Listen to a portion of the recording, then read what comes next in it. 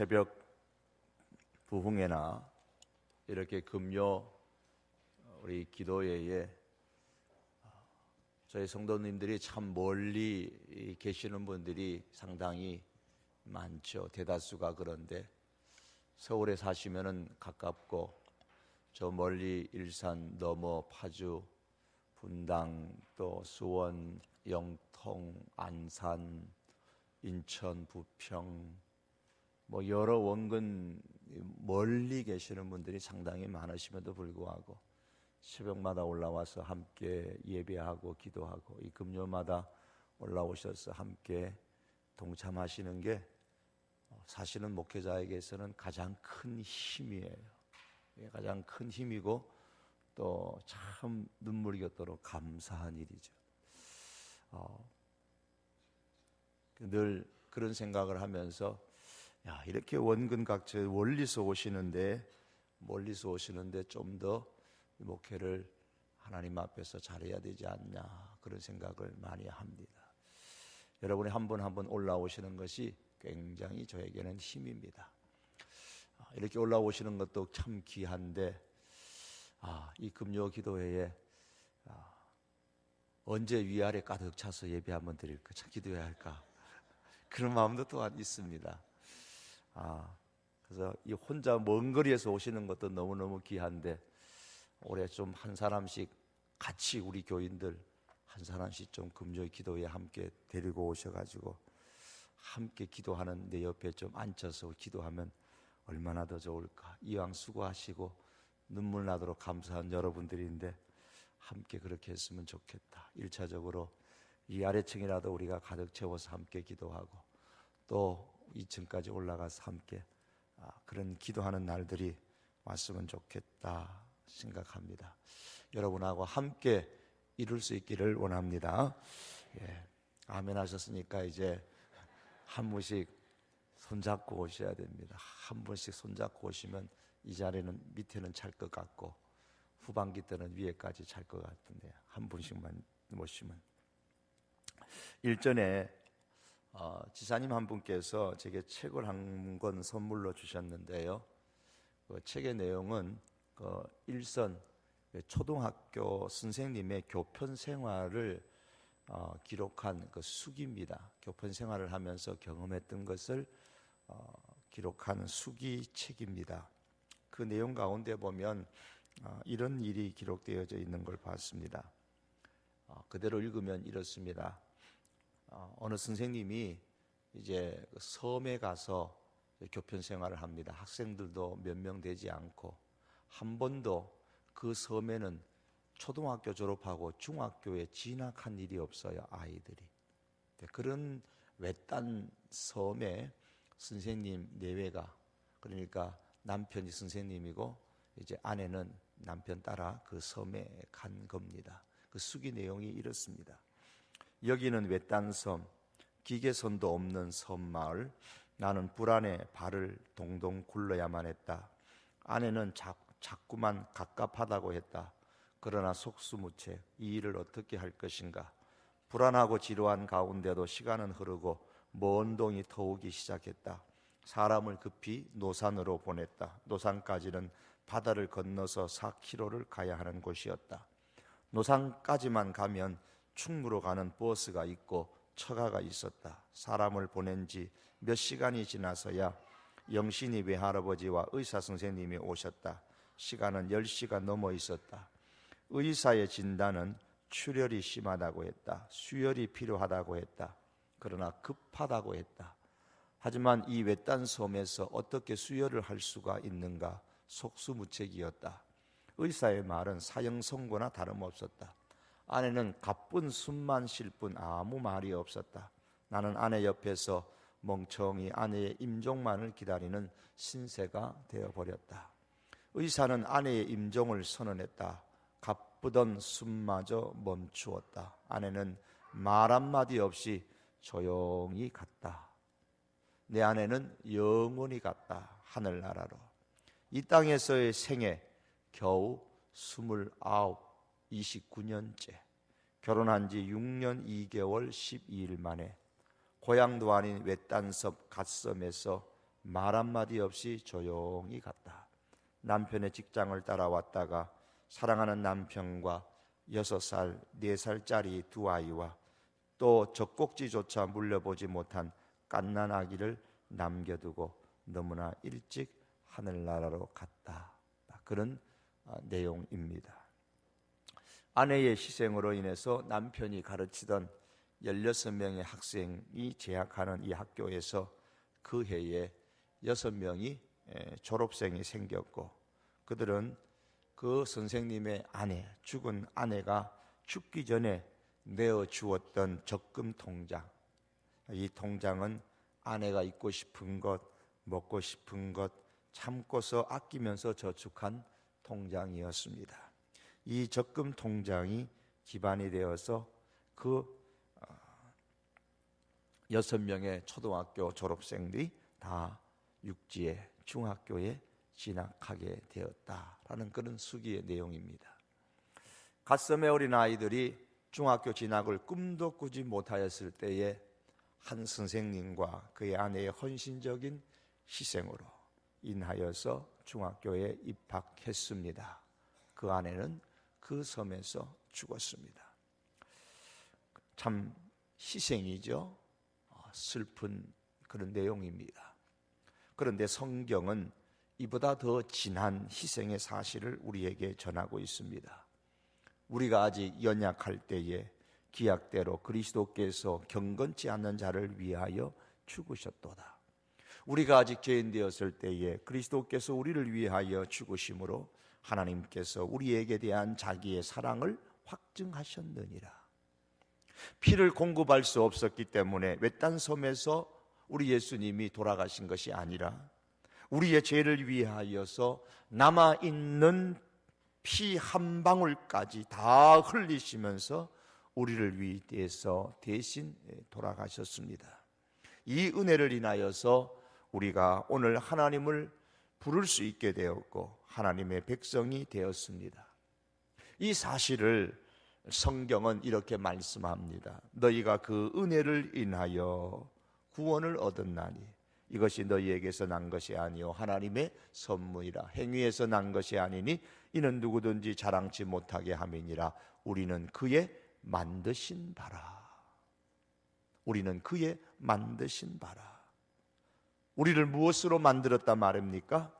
예수 그리스도의 보혈로 하나님의 자녀로 만들었습니다. 성도로 만들었습니다. 누가 만드셨습니까? 하나님께서 우리를 성도로 만드셨습니다. 바울은 갈라디아 지역 가운데 루스드라라는 그 동네에서 복음을 전하다가 돌에 맞아서 거의 죽음의 지경에 이르렀던 적이 있었습니다. 사람들이 얼마나 심하게 그 돌을 던졌던지 죽은 줄 알고 거적대기를 갖다가 둘러서 동네 밖으로 그냥 내다 버렸습니다. 그런 와중에서 시간이 흐르고 다행히 정신을 차렸던 바울은 다시 루스드라 동네로 다시 자기에게 돌을 던졌던 그 동네로 다시 들어가서 복음을 전했습니다. 이뤄볼 때에 사실 갈라디아 지방에 가서 돌에 맞아 죽을 지경까지 이르면서도 바울이 복음을 전했기 때문에 그 복음을 듣고 사람들이 예수님을 믿고 성도가 되었습니다. 바울이 에베소에 가서 복음을 전했을 때는 사람들이 그를 도둑놈으로 몰아붙였습니다. 그런 억울한 상황 가운데서도 그는 꾸준히 복음을 전하였기 때문에 에베소의 사람들이 교회의 성도가 되었습니다. 그렇다면 우리는 바울의 만드신 바라 그렇게 해야 할 텐데 성경은 그렇게 말씀하지 않습니다. 우리는 하나님의 만드신 바라. 비록 바울이 복음을 전함으로 내가 구원을 받았지만은 그 일을 근본적으로 이루신 분은 하나님이시다라는 말씀입니다.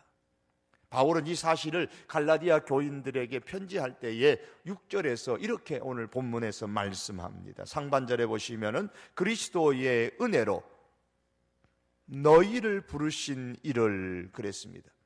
그리스도의 은혜로 너희를 부르신 하나님 이 말씀입니다. 하나님께서 너희를 성도로 부르셨다고 말씀합니다. 사랑하는 성도 여러분, 저와 여러분들이 우리 성도교회의 교인이 된 것은 그 누구 어떤 사람에 의해서 된 것이 아닙니다. 하나님께서 사람이나 환경을 우리를 부르시는 도구로 사용하셨으면 틀림이 없지만 우리를 성도로 부르신 분은 하나님이시요 하나님의 은혜로 우리가 성도가 된 것을 믿을 수 있기를 바랍니다. 하나님께서는 십자가에서 피를 흘리신 예수 그리스도의 은혜로 인하여 우리를 다 부르셨습니다. 이것이 우리에게 전해진 복음입니다. 이 복음 외에 다른 복음은 없습니다. 그래서 오늘 제목은 복음은 오직 하나밖에 없습니다, 이렇게 정했습니다. 신약 성경의 메시지는 은혜가 예수 그리스도 안에서 예수 그리스도를 통하여 하나님으로부터 우리에게 왔다고 이렇게 선언하고 있습니다. 그러므로 하나님은 이 은혜를 받고 그 은혜를 알고 그리고 은혜를 헛되이 하지 말라 그랬습니다. 참으로 우리가 이 하나님의 은혜를 받았다면, 우리가 이 하나님의 은혜를 안다면 이 하나님의 은혜를 헛되이 해서는 안 된다고 하셨어요. 구원의 마지막은 하나님의 영광스러운 은혜를 찬양하는 것입니다. 이는 그의 사랑하시는 자 안에서 우리에게 거저 주시는 바 그의 은혜의 영광을, 영광스러운 은혜를 찬미하게 하려는 것이라 그랬습니다. 여러분, 내게 주신 하나님의 은혜를 받고 그 하나님의 은혜를 내가 알고 은혜를 헛되지 않는, 은혜를 헛되이 하지 않는 그런 저희들이 되어야 됩니다. 그러려면 우리가 영광스러운 내가 받은 이 하나님의 은혜, 내가 알고 있는 이 하나님의 은혜, 이 은혜를 우리는 높여 찬양 드려야 합니다. 이 은혜를 우리는 노래로 찬양하고 이 은혜를 내 삶으로 드러내면서 찬양하고 섬김으로 찬양하고 복음을 전함으로 찬양할 수 있어야 합니다. 이 은혜를 찬양한다는 말은 이 은혜를 높여야 된다 말씀입니다. 그런데 세상에는 항상 은혜의 핵심이 되는 그리스도의 복음을 변질시키려고 시도하는 사람들이 있습니다. 바울이 없는 사이에 갈라디아 교회에 살짝 들어온 거짓 교사들이 이렇게 말합니다. 천국에 들어가는 구원을 어떻게 공짜로 받을 수가 있느냐? 천국은 우리가 사용하는 오늘날의 단어로 표현한다면 황금 보석으로 꾸미고 생명수의 강이 흐르는 그런 행복과 세상이 줄 수 없는 그런 기쁨을 누리는 집인데 어떻게 우리가 그 좋은 집을 그냥 차지할 수 있겠느냐? 우리가 다 찌그러져 가는 곧 쓰러질 듯한 시골의 초가집 한 칸이라도 그냥은 얻지 못하고 돈을 주고 사야 하는데 어떻게 그 귀한 천국의 집을 공짜로 선물로 그렇게 받고 소유할 수가 있겠느냐? 그건 이치에 전혀 맞지 않는 이야기가 아니냐? 바울이 몰라도 한참 몰라서 엉뚱한 얘기한 거다. 사실인데 말이야, 그 바울은 너희를 가르칠 자격조차도 인정받지 못한 사람이다. 이렇게 거짓 교사들이 와서 갈라디아 교인들에게 가르쳤던 겁니다. 사람의 마음이라는 것이 이게 말을 자꾸 들으면 그쪽으로 쉽게 넘어가기가 쉽습니다. 바울이 가고 없는 틈을 이용해서 슬며시 들어온 그 교사들의 이런 말들로 인해서 갈라디아 교인들의 신앙의 밭에 잡초가 점점점 무성하게 자라나기 시작해서 사람들의 신앙이 흔들리기 시작했습니다. 여기저기에서 바울을 비방하고 오히려 거짓 교사들의 그 논리를 수긍하고 그를 따르는 사람들이 점점 많아지기 시작했습니다. 이 소식을 들었던 사도 바울은 이렇게 기록을 합니다. 6절 말씀에 하반절에 보니까 너희를 부르신 이를 이같이 속히 떠나 다른 복음을 따르는 것을 내가 이상하게 여기노라. 얼마나 빨리 떠났던지 이같이 속히라는 단어를 붙여서 떠났다는 사실을 강조하고 있습니다. 바울이 증거한 그 유일한 그 복음에서 떠났다는 겁니다. 사람이 교회에 발을 딛고 신앙생활을 하기 시작하는 것은 쉽지 않습니다. 많은 분들이 신앙생활을 처음 시작하기까지 오랜 시간이 걸린다고 고백을 합니다. 어떤 분은 몇 년이 걸리기도 하고 심지어 몇십 년이 걸려서 제대로 복음을 알고 신앙을 갖게 되었다라는 그렇게 고백하는 사람들도 있습니다. 그러나 교회를 떠나고 신앙생활에서 떠나는 데에는 오랜 시간이 걸리지 않는 것을 많이 봐왔습니다. 너무나 쉽게 빨리 떠나는 것을 볼 때에 참으로 가슴 아플 때가 사실 많습니다. 여러분, 우리는 미혹하는 영에 조심해야 합니다. 예수님께서 감난산에 올라가 한 곳에 앉으셨을 때에 제자들이 다가와서 진지하게 물었습니다. 주의 임하심과 세상 끝에는 무슨 징조가 있사오리이까? 예수님께서 많은 것을 말씀하시는 중에 이렇게 말씀합니다. 거짓 선지자가 많이 일어나서 많은 사람을 미혹하게 하겠으며, 시대가 가면 갈수록 거짓 선지자는 많이 일어나는데 그 거짓 선지자가 그리스도가 여기 있다 혹 저기 있다 하여도 믿지 말라. 거짓 그리스도들과 거짓 선지자들이 일어나서 문제는 그들이 큰 기적과 기사를 보이면서 할 수만 있으면 택하신 자들도 미혹하게 하리라 그랬습니다. 큰 표적과 기사를 보이면서 할 수만 있으면 어떻게 했으든지 택하신 자들까지 미혹하려고 얼마나 애를 많이 쓰는지 모릅니다. 예수님께서 마지막 시대에 그게 바로 증표다고 말씀하셨습니다. 그렇게 거짓 교사들이 갈라디아 교회에도 들어왔습니다. 믿는 사람들에게 다가옵니다. 교회 편말이 붙어있는 집을 먼저 찾아옵니다.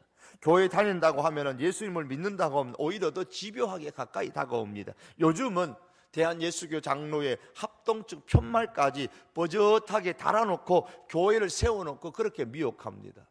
그래서 이사 가가지고 교회를 새롭게 정하려고 하는 사람이 그저 편말 붙인 것 보고 대한예수교 장로의 무슨 교회 보니까 우리 예수교 장로의 합동교단에 그 로고까지 딱 붙여놓고 그렇게 사람들을 미혹하는 이단들이 생겨나기도 합니다. 한때 국민일보와 또 신문에 이렇게 기독교 관련된 우리 총회 교단의 신문과 국민일보에도 그런 교회가 서울에 어디 있다고 참 많이 난 것을 본 적이 있습니다. 할 수만 있으면 택하신 자들을 미혹하려고 합니다. 그러므로 이 문제는 갈라디아 교회 성도들의 문제일 뿐만 아니라 오늘 저와 바로 여러분들의 문제인 겁니다. 저와 여러분들이 항상 그 거짓 교사들의 표적이 된다는 사실을 우리가 기억해야 합니다. 바울은 갈라디아 교인들에게 이렇게 말합니다. 다른 복음은 없나니, 다른 복음은 없나니. 6절을 보면 다른 복음은 없나니. 다만 어떤 사람들이 너희를 요란하게 하여 그리스도의 복음을 변하게 하려 함이라. 7절 말씀에 다른 복음은 없나니 다만 어떤 사람들이 너희를 교란하여 그리스도의 복음을 변하게 하려 함이라. 이 말씀에 의하면 거짓 교사들은 교회를 성도들을 교란시킵니다. 그리스도의 복음을 변질시킵니다. 갈라디아서 3장 1절의 말씀 보면 그들을 일컬어 거짓 교사들을 일컬어 꿰는 사람이라 그럽니다. 4장 17절에 보시면 이간을 붙이는 자라고 있고 5장 10절에서는 성도를 요동케 하는 자고 5장 15절에서는 성도를 어지럽게 하는 자라 그렇게 거짓 교사들을 이름 붙였습니다. 거짓 교사들의 특징이 뭡니까? 그들은 성도들을 미혹하는 자들입니다. 소란스럽게 교란하는 자들입니다. 요란하게 하는 자입니다. 어지럽게 하는 자요, 꿰는 자입니다. 서로 이간을 붙이는 자입니다. 그래서 결국 복음을 변질시키고 성도를 변절케 하는 자가 거짓 교사들, 오늘날 말하면 이단들입니다. 거짓 교사들은 복음을 변질시키고 우리들의 신앙을 혼란스럽게 합니다. 그러한 거짓 교사들의 말에 귀가 솔깃하게 넘어지는 성도들이 의외로 많다는 것이 우리 한국 교회의 참 안타까운 현실입니다. 그런데 대체로 미혹되는 사람들을 보면 초신자들만 넘어가는 게 아닙니다. 교회 생활을 오래 한 사람들도 참 많이 넘어갑니다. 이것을 보면 참 복음의 말씀의 기초가 약한 분들이 너무너무 교회 안에 많다는 것을 절감하게 됩니다. 교회는 오래 다녔지만은 복음의 그 진리에 대한 기초가 너무 약한 겁니다. 그래서 조금만 성경을 그럴듯하게 해석해서 오면 거기에 넘어가는 교인들이 너무 많아요. 그럼 우리가 어떻게 이 미혹하는 영을 구분할 수가 있습니까? 갈라디아 교회에 가만히 들어온 그런 거짓 교사들을 한번 보십시다.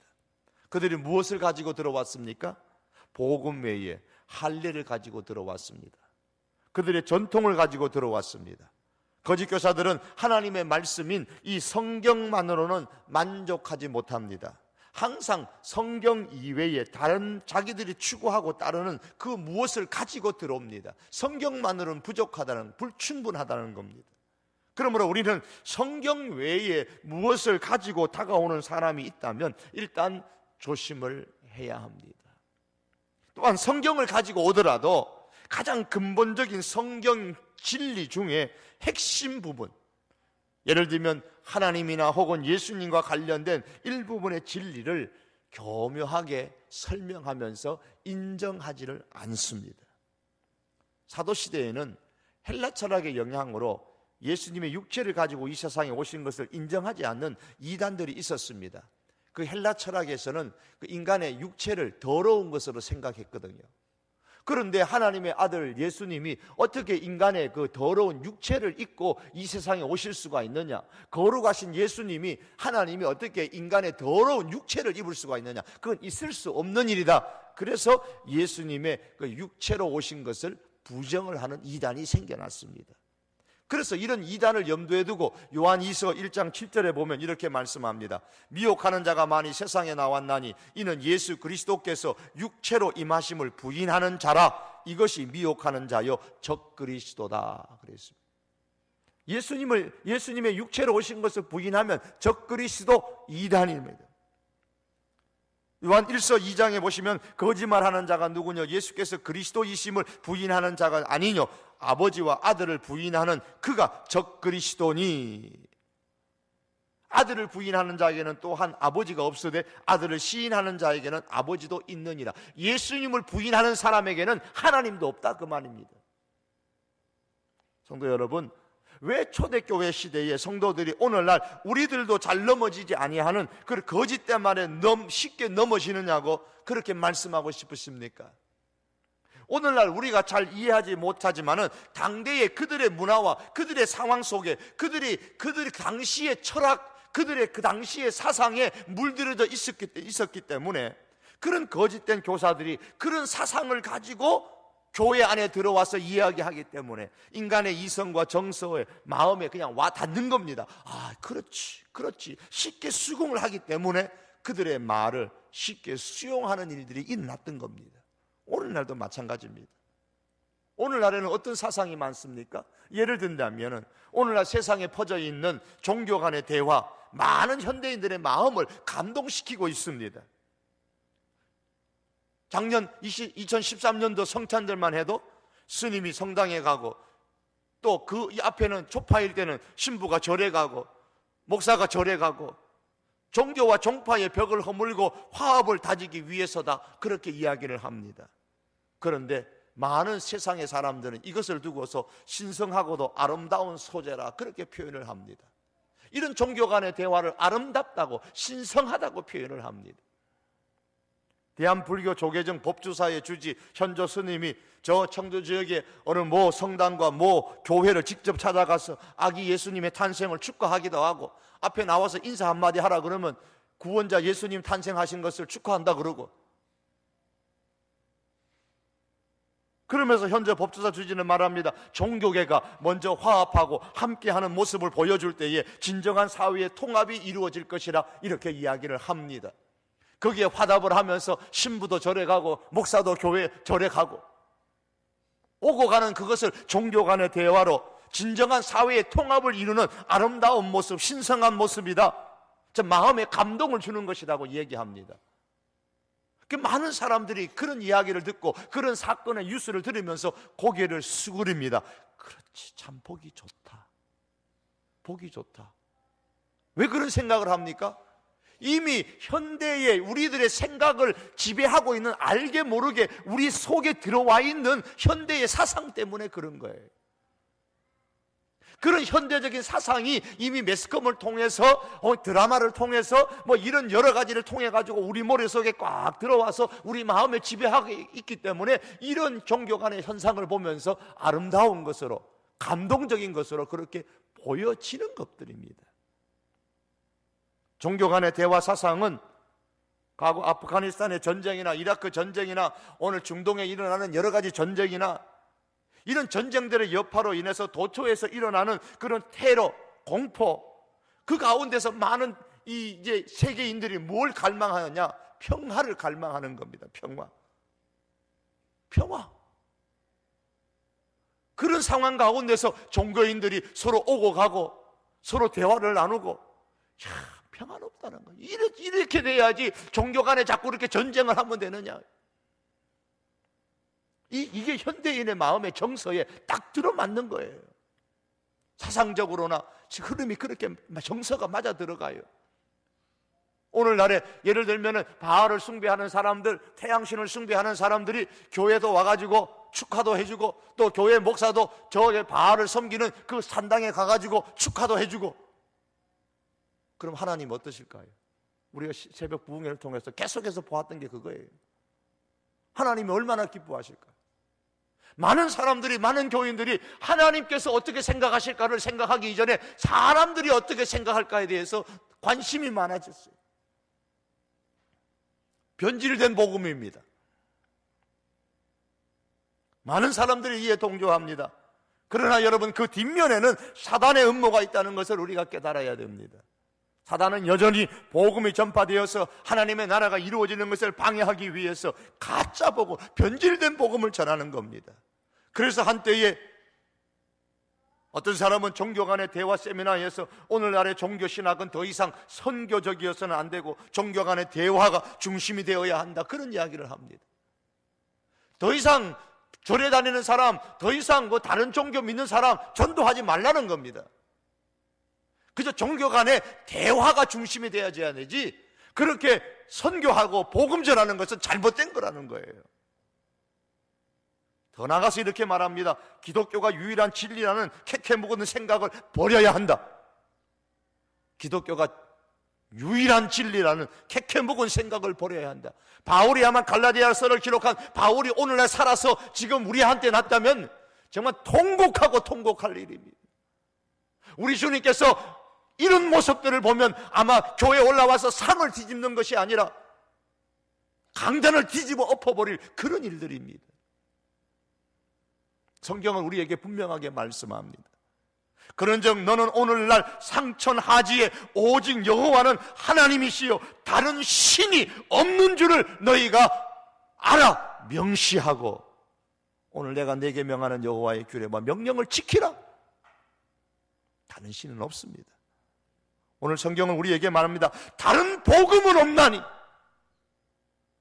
다만 어떤 사람들이 너희를 교란하여 그리스도의 복음을 변하게 하려 함이라. 여러분, 오직 하나의 유일한 복음만이 있습니다. 제2의 다른 복음 없습니다. 그리고 이 하나의 복음은 결코 변하지 않습니다. 바울 시대 갈라디아에게 보낸 이 시대의 복음이나 오늘 우리가 믿는 복음은 조금도 변하지 않습니다. 이 복음이 무엇입니까? 그리스도의 은혜의 복음입니다. 예수 그리스도의 십자가의 복음입니다. 오직 그리스도의 은혜로 말미암아 하나님께서 우리에게 주신 복음입니다. 십자가의 그 복음만이 우리에게 영생을 주고 우리에게 구원을 줍니다. 그리스 호머가 쓴 오디세이라는 작품 중에 보면 잘 알려진 우리 이런 내용이 있습니다. 율리시즈라는 장군이 황금의 종을 찾기 위해서 배를 타고 항해를 합니다. 이미 율리시즈 이전에 많은 사람들이 황금의 종을 찾으러 갔지만은 실패를 했습니다. 그 이유는 황금의 종을 찾으려면은 사이렌이라는 섬을 지나가야 했기 때문에 그렇습니다. 배를 타고 가다 보면 사이렌이라는 섬에서 아름다운 그 요정의 노래 소리가 들려옵니다. 그래서 그 섬을 지나는 선원들은 그 노래 소리에 도취되어져서 심취되어져 가지고 노 젓는 것을 잃어버리고 있다가 마침내 배가 암초에 자초되어 갖고 부딪혀서 배가 파산나고 모든 사람이 다 죽어버렸습니다. 또 어떤 사람은 그 노래 소리에 너무 심취되어져 가지고 바다로 그냥 뛰어들어서 바다에 익사해버립니다. 그래서 황금의 종을 찾으러 가는 모든 사람들이 다 실패했습니다. 사이렌 섬에서 들려오는 이 요정의 노래 소리가 죽음의 소리인 거예요. 변질된 가짜 복음을 전하는 소리는 죽음의 소리입니다. 바울은 그리스도의 은혜의 복음을 변질시키는 사람과 가짜 복음에 심취되어 있는 사람들에게는 하나님의 저주가 임할 것이라고 했습니다. 제 말이 심합니까? 성경이 그렇게 말씀했습니다. 오늘 8절의 말씀 보십시오. 그러나 우리나 혹은 하늘로부터 온 천사라도 우리가 너희에게 전한 복음 외에 다른 복음을 전하면 저주를 받을지어다. 9절에 보십시오. 우리가 전에 말하였거니와 내가 지금 다시 말하노니 만일 누구든지 너희가 받은 것 외에 다른 복음을 전하면 저주를 받을지어다. 사도 바울이 이 모습을 한번 생각하면 얼마나 지금 막 부락부락하며 열정적으로 전하는 걸 느끼게 됩니다. 다른 복음을 전하면 저주를 받을지어다. 얼마나 심한 말입니까? 이 저주를 받는다라는 이 단어인 아나데마라는 이 단어는 영적으로 멸망하게 될 것이다, 그런 뜻이에요. 변질된 이 가짜 복음을 전하는 사람이나 이 가짜 복음을 받아들이고 따르는 사람은 그 영혼이 멸망한다, 그 말입니다. 사이렌의 섬에서 들려오는 그 요정의 노래 소리에 심취되어져서 쫓아가는 사람들이 바다에 빠져 죽거나 배가 자초되어서 죽는 것처럼 이 변질된 가짜 복음에 심취되어 쫓아가는 사람들 역시 그 영혼이 지옥의 바다에서 빠져 죽습니다. 저주를 받습니다. 아나데마, 그 영혼이 멸망하게 됩니다. 그런 중에 율리시스가 사이렌 섬의 소식을 듣고 황금종을 찾기 위해서 부하들과 함께 바다를 향해 나갑니다. 사이렌 섬이 가까워오자 모든 부하들에게 명령을 합니다. 길을 막아라. 몸을 묶어라. 몸을 기둥에 묶습니다. 부하들은 배 갑판에 몸을 묶고 길을 막은 채 손만 내밀어서 노를 쫙 젓습니다. 그러나 길을 막아도 그 사이렌 섬을 지나갈 때 그 요정의 소리가 막 들려옵니다. 소리가 들리는 쪽을 향해서 바다로 몸을 막 던지고 싶은 마음이 자꾸 일어납니다. 그러나 몸이 이제 묶어놨기 때문에 그런 고통 가운데서 계속 노젓기를 계속해서 마침내 사이렌 섬을 통과하는데 성공을 했습니다. 그런데 이 율리시즈의 배가 무사히 통과한 이후에 또 한 척의 배가 뒤따라왔습니다. 그런데 이상하게도 그 배에는 길을 막는 사람도 몸을 묶는 사람도 한 사람도 없었습니다. 그런데도 무사히 그 배가 사이렌 섬을 통과했습니다. 나중에 그 기결을 알아보니까 이런 겁니다. 그 배의 선장은 데미티우스라는 장군인데 그는 부하들에게 아주 재미있는 노래를 한 곡 가르쳐 주었습니다. 그 노래가 얼마나 재미있고 좋았던지 선원들은 일제히 함께 노래를 부르면서 노를 젓다 보니까 자신들이 노래 소리 때문에 사이렌 섬에서 들려오는 요정의 노래 소리는 듣지도 못합니다. 그럴 정도로 심취되어져서 자기들이 즐겁게 배운 노래를 막 부르면서 노를 젓기 때문에 그 사이렌 섬을 지나갔다는 거예요. 여러분들이라면 율리시즈의 배에 타시겠습니까? 데미티우스의 배에 타시겠습니까? 어떻게 하면 인생의 바다를 지나는 중에 사단과 그의 수하들인 거짓 교사들의 죽음으로 이끄는 그 유혹의 소리에 이끌려가지 않고 황금의 땅, 우리 천국에 이룰 수 있겠습니까? 변질된 가짜 복음은 이제 우리 시대에도 너무나 흔히 들을 수가 있습니다.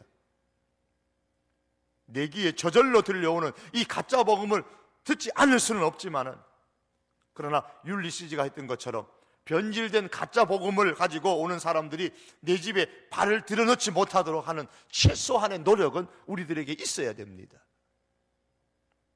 요한일서 1장에 보면 누구든지 이 교훈을 가지지 않고, 즉 참된 복음을 가지지 않고 너희에게 나가거든 그를 집에 들이지도 말고 인사도 말라. 그에게 인사하는 자는 그 악한 일에 참여하는 자임이니라. 그렇게 성경은 말씀합니다. 그러나 여러분, 이게 율리시즈의 방법이라면 이 율리시즈의 방법보다 우리는 더 적극적으로 데미티우스의 방법을 취해야 됩니다.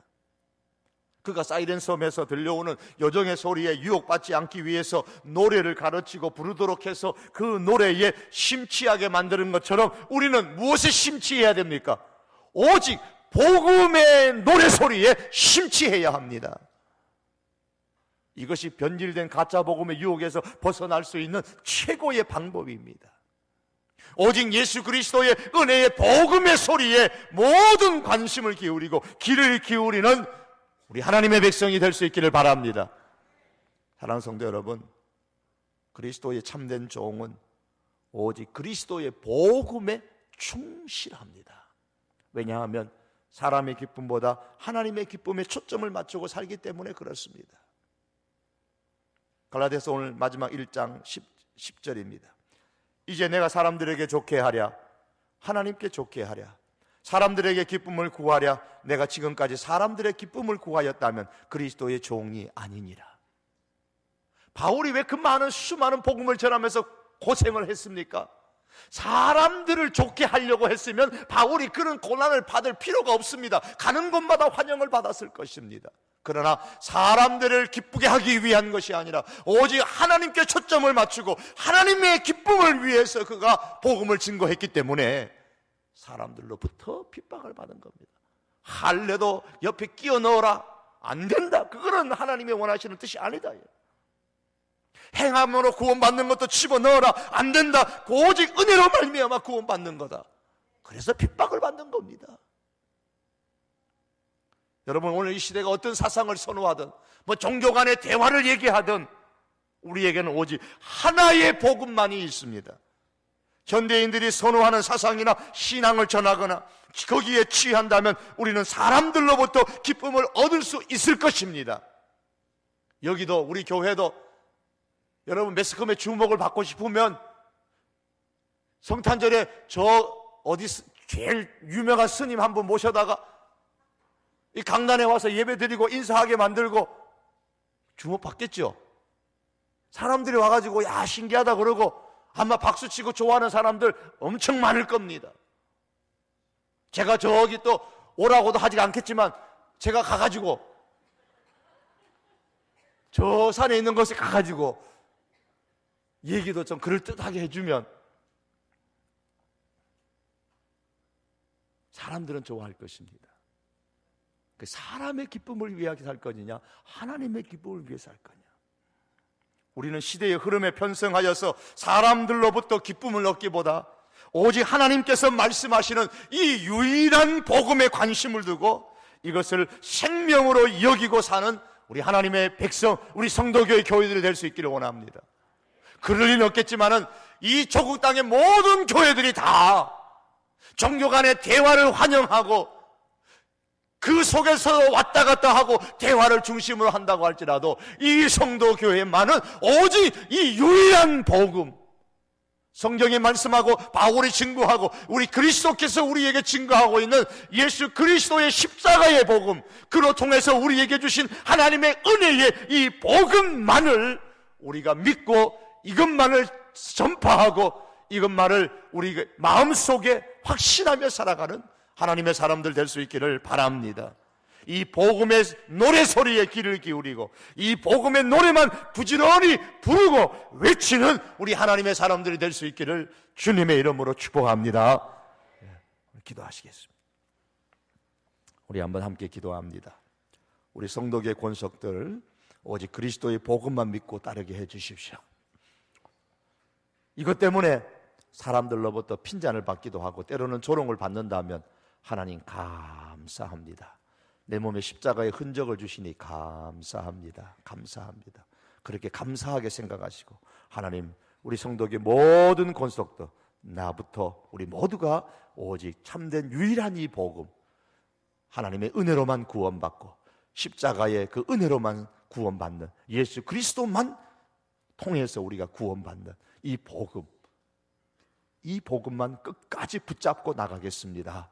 우리가 결단하시고 그러한 성도교회와 온 교우들이 될 수 있도록 기도해 주시고 이단의 변질된 복음에 우리 성도교회는 한 사람도 넘어가지 않게 하여 주시옵소서. 여러분, 그래서 두 번째 기도 제목은 우리 성도교회 모든 권속들이 하나님 중심, 말씀 중심, 교회 중심의 신앙 기초 위에 굳게 서게 하여 주시옵소서.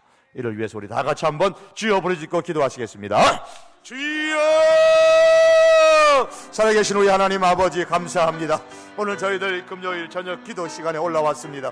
여호와 하나님 아버지 앞에 주여 원합니다. 오늘 아버지 하나님이여, 이 사도 바울은 피를 토하는 심령으로 다른 복음은 없다고 그렇게 외쳤습니다. 다른 복음을 전하면 저주를 받는다고, 다른 복음을 따르면 저주를 받을지어라고 하나님 아버지 그렇게 피를 토하는 간절한 심령으로 외쳤습니다.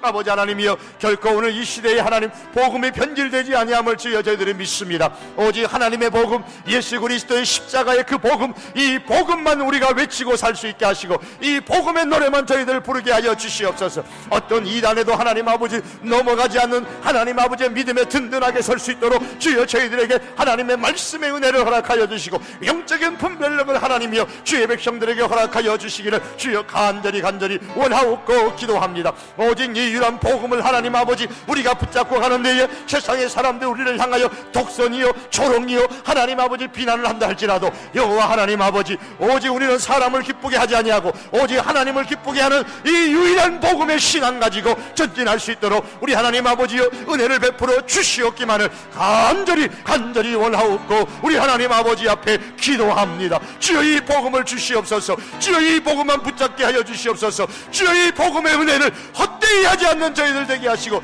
이 복음의 영광스러움을 찬양하며 삶으로 찬양하고 노래로 찬양하고 섬김으로 찬양하고 이 복음을 외치며 전파함으로 찬양하는 하나님 아버지 저희들의 삶이 될 수 있도록 주여 은혜를 베풀어 주시기를 원합니다. 우리 성도교회 온 성도들의 신앙이 오직 하나님 중심되게 하여 주시옵소서.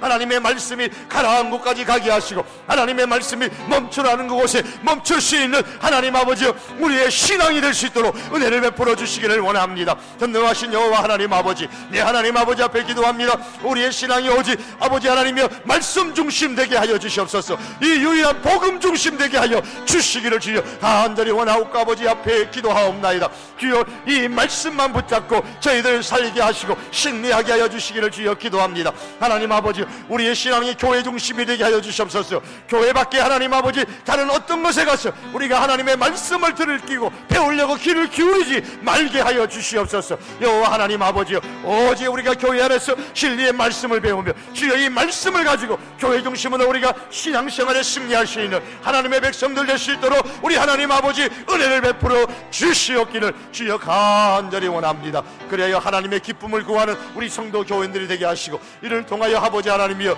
하나님께서 칭찬하시고 기뻐하시는 아버지 유일한 복음의 신앙을 소유하는 우리 모든 믿음의 권속, 사랑하는 성도교의 권속들이 될 수 있도록 우리 하나님 아버지여 축복하여 주시옵소서. 할렐루야. 아버지 앞에 간절히 바라옵고 살아계신 예수님의 이름으로 기도합니다. 아멘.